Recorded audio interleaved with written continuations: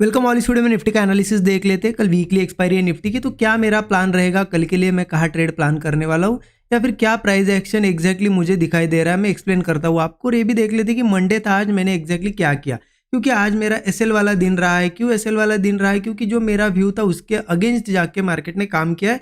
मेरा व्यू कहीं ना कहीं बुलिश निकल के आ रहा था, वो मैंने एक्सप्लेन भी किया था आपको कि डेली चार्ट पे जो ऊपर से ट्रेंड लाइन आ रही है उस वजह से बुलिश व्यू मेरा था। और मॉर्निंग में मुझे वैसे साइन भी दिखाई दिए, तो मैंने यहाँ पे प्लान कर लिया था। ठीक है, देखिए आज का जो लॉस रहा है ना मेरा, तो वो रिस्क लिमिट में ही है, लेकिन पॉइंट वाइज अगर देखा जाए तो पॉइंट वाइज थोड़ा ज़्यादा होल्ड किया है मैंने उसको आज। ठीक है, रिस्क लिमिट में इसलिए रहा क्योंकि मैंने क्वांटिटी स्मॉल प्लान की थी। मैं आपको एक्सप्लेन करता हूँ स्मॉल क्यों क्वांटिटी प्लान की थी। देखिए सिंपल है, मार्केट ओपन हुआ, ओपन होते से जैसा कि व्यू तो बुलिश ही था और उस हिसाब से मार्केट ऊपर आ रहा था, लेकिन यहाँ कुछ एंट्री नहीं कर सकते थे, कोई सेटअप नहीं बना। लेकिन यहाँ मार्केट ने होल्ड किया और यहाँ एक ब्रेकआउट जैसा मुझे दिखाई दिया थोड़ा सा, तो मैंने यहाँ एंट्री ली क्योंकि मेरा ज़्यादा बड़ा टारगेट भी नहीं था। मुझे लगा था कि ये मेरा गैप फिलिंग का टारगेट था, जैसे कि मैंने ये ट्रेड लिया भी था, मैंने मेंशन भी कर दिया था ये ट्रेड, शेयर भी कर दिया था स्टूडेंट ग्रुप में और मेंशन भी किया था कि गैप फिलिंग का यहाँ पे मेरा टारगेट है।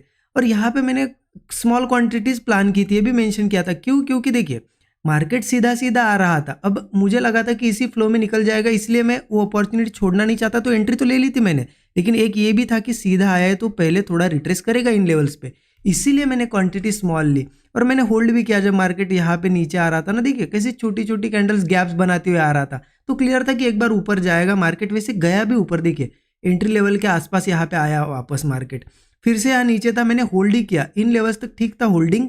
लेकिन मार्केट यहाँ से फिर गिरने लगा, यहाँ तक रिट्रेसमेंट कह सकते थे हम, लेकिन यहाँ से गिरा।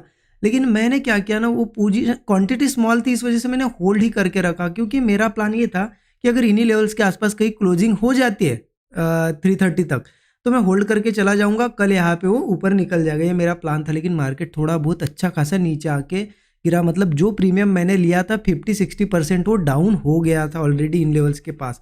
तो मैंने यहाँ पे एग्जिट किया। देखिए चाहे तो मैं नेक्स्ट एक्सपायरीज में इस पोजीशन को शिफ्ट करके होल्ड कर सकता था, वो लॉस कैरी फॉरवर्ड कर सकता था। ठीक है, लेकिन देखिए मैं ज़्यादातर इंट्राडे प्लान करता हूँ, तो मैं इंट्राडे का इंट्राडे में ही रखना चाहता हूँ। पोजिशनल के लिए अलग प्लानिंग रहनी चाहिए हमेशा, पोजिशनल ट्रेड्स और उसका लॉस प्रॉफिट हमेशा अलग रहना चाहिए। अगर आप इंट्राडे में प्लान कर रहे हो और उसको पोजिशनली होल्ड कर रहे हो क्योंकि लॉस हो रहा है इस वजह से, तो आप होप पे रख रहे हो और ऐसे में आपको कभी प्रॉफिट नहीं बचेगा लॉन्ग टर्म में, ये चीज़ ध्यान रखना।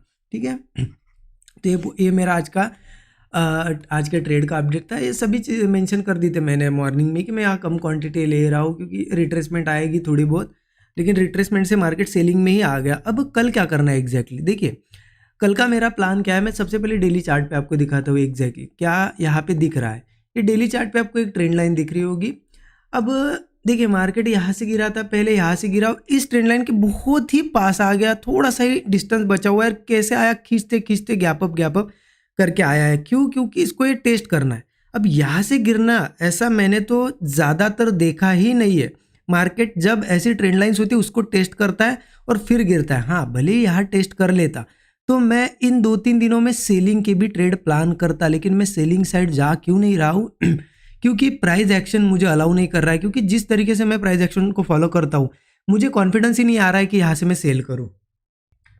तो अब कल क्या प्लान रहेगा मेरा? 2-3 दिनों से मार्केट थोड़ा बहुत सेलिंग में है, तो क्या मैं सेलिंग करूँगा? देखिए कल भी मैं यहाँ पे बाइंग ही करूँगा। ठीक है, अब आप लोगों को लग रहा होगा ये मैं बायस हो रहा हूँ कि नहीं मुझे बाइंग ही करना है, सेलिंग नहीं करना है। ये बायस नहीं है, ये प्राइस एक्शन को जिस तरीके से मैं फॉलो करता हूँ, जो प्राइस एक्शन मुझे बताता है, जो रीड मैं यहाँ पे कर रहा हूँ, उस हिसाब से मुझे यहाँ पे बाइंग ही बेस्ट लग रही है, सेलिंग का मेरा प्लान हो नहीं रहा है। और आप देखो भी ये आज का दिन थोड़ा सा नीचे क्लोज हुआ है, बाकी ये 2 दिन देखो आप सेलिंग हुई मॉर्निंग में और जाके ऊपर ही क्लोज हुआ, सेलिंग हुई ऊपर ही क्लोज हुआ। कहीं ना कहीं बायर्स है और मुझे लग रहा है बहुत तेजी से 1-2 दिनों के अंदर खींचा जाएगा मार्केट इस वीक के अंदर। मतलब ये जो वीक है ना, अभी आज का मंडे है, इन 4-5 दिनों के अंदर मार्केट को यहाँ पे खींच के यहाँ पे इस ट्रेंड लाइन को, या फिर मुझे लग रहा है देखिए टेस्ट ही करना होता तो यहाँ से कर लेता और गिर जाता। इतना रिट्रेस यहाँ पे कर रहा है ट्रेंड लाइन के पास, इसका मतलब ये हो सकता है कि इसको ब्रेक करके और ऊपर जाना, ये भी पॉसिबिलिटी है तो इस वजह से मेरा तो यहाँ पे बाइंग का प्लान है। मैं आपको बताता हूँ मैं एग्जैक्टली करूँगा क्या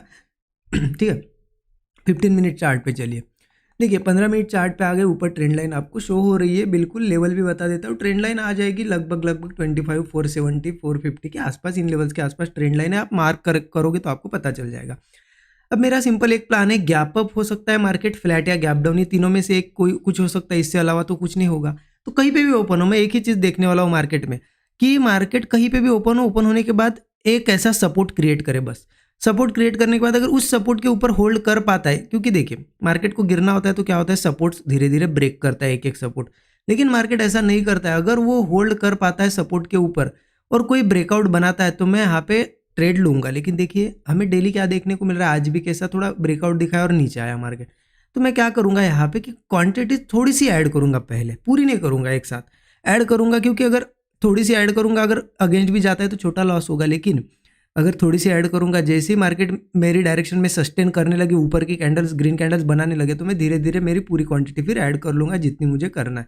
स्टॉप लॉस ये नीचे का रहेगा और मेरा टारगेट तो इस ट्रेंड लाइन का है। लेकिन देखिए 200 से 500 मतलब 300 पॉइंट एक दिन में मूव करे ना करे पॉसिबल नहीं है, तो जो इतना मूव हमें मिले एक फ्लो में उतना हम कैच करने की कोशिश करेंगे। 1:3 1:4 जो भी रिस्क रिवार्ड मिलेगा हम ले लेंगे, ठीक है। क्लियर है। अब क्या यहाँ से फिर बाइंग करना है, देखिए मैं यहाँ पे ये मेरे मन की भी बात नहीं बता रहा हूँ कि ऐसे मन से नहीं बता रहा हूँ कि मैं बाइंग क्यों करने वाला, मैं आपको एग्जैक्ट प्राइस एक्शन समझा रहा हूँ, क्योंकि मैं मेरे मन से कभी नहीं बताता हूँ मुझे क्या प्राइस एक्शन दिखा रहा है। मैं प्राइस एक्शन रीड करता हूँ और वो आपको एक्सप्लेन करता हूँ, सिंपल है मेरा फंडा। तो प्राइस एक्शन मुझे ये बोल रहा है कि यहाँ तक आना चाहिए मार्केट।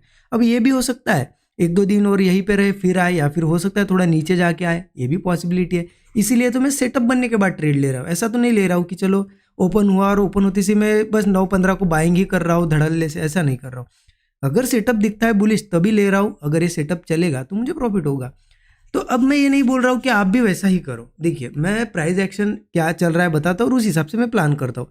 आप खुद का एनालिसिस कीजिए, आपको लगता है कि हाँ आपका भी वैसा एनालिसिस आ रहा है, उसको फॉलो कीजिए। आपको अगर लग रहा है कि नहीं यहाँ पे अगर मार्केट कल थोड़ा होल्ड करने के बाद सपोर्ट्स ब्रेक करता है और आपको लग रहा है कि वीकनेस है, ठीक है, आपने एनालिसिस किया, आपको लग रहा है कि नहीं वीकनेस है और थोड़ा नीचे आना चाहिए मार्केट और फिर ऊपर आएगा, तो आप क्या कर सकते हो, वीकनेस में सेल साइड के ट्रेड्स ले सकते हो सकता है छोटे सेल के साथ अच्छा टारगेट भी आपको मिल जाए, ठीक है।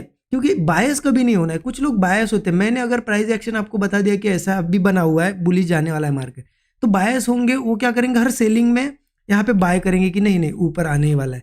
ये भी गलती नहीं करना है, बायस भी नहीं होना है और आपका भी एनालिसिस फॉलो करना है, ठीक है। मैं मेरा पर्सनली जो बनता है एनालिसिस वो बताता हूँ, उसको मैं फॉलो करता हूँ। सेलिंग में जाएगा तो भी मेरा ज़्यादा कुछ यहाँ पे प्लान नहीं रहेगा, मैं देखूंगा बहुत ही ज़्यादा वीकनेस है तो कुछ क्वांटिटी प्लान भी कर लूंगा सेलिंग की, लेकिन मेरा ज़्यादा तक यहाँ पे व्यू बुलिश साइड का ही है, ठीक है। आप आपका एनालिसिस करिए, उस हिसाब से प्लान करिए। मैं देखिए ज़्यादातर प्राइस एक्शन को ज़्यादा इंपॉर्टेंस देता हूँ, क्योंकि मुझे इतना पता है 100 में से 90 बार प्राइस एक्शन को मार्केट फॉलो करेगा, 10 बार वो अगेंस्ट जाएगा हमारे, वो एक्सेप्ट भी करना है हमें। उसमें ऐसे इसलिए तो हम लगाते हैं फिर कि अगेंस्ट जाए तब लॉस कम से कम दे सके हम, ठीक है। तो ये मेरा एनालिसिस है। बाकी देखिए कल है एक्सपायरी का दिन, 2-3 दिन हो गए, अच्छा खासा मूव है मार्केट में, हो सकता है एक्सपायरी साइडवेज भी हो या फिर मूवमेंट भी आए, इसलिए एक्सपेक्टेशन बहुत मत रखना। अच्छा सेटअप बने तो प्लान करना ट्रेड, अदरवाइज अवॉइड कर देना, सिंपल है, ठीक है।